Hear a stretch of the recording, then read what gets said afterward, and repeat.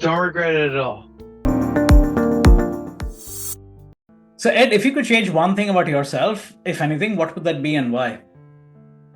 So I think being more extroverted, so I'm a very introverted person, always have been, have a really hard time opening up to people, have a really hard time putting myself out there.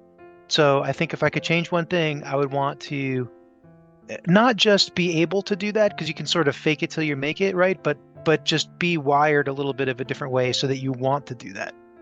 One life incident that changed your course forever. So the really big one for me is that when I was in school, I was convinced I was going to teach New Testament studies. That was my whole deal. I learned Koine Greek so that I could translate the Gospel John to do like a textual analysis of it. I was all about New Testament studies, right?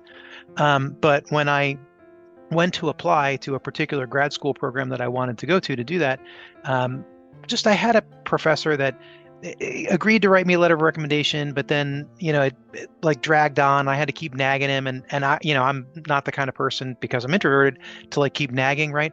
So like it wound up where I didn't have enough letters of recommendation because of that guy, which at the time I was really very upset about that because it sort of meant that I needed to, I would either need to scramble to get one or find something else to do that wasn't applied to that program.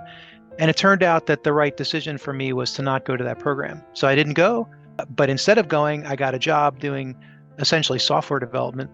And that turned into a career in tech, and that turned into a career in security. And that's where I've been, now it's 30 some years later. And, I don't regret it at all.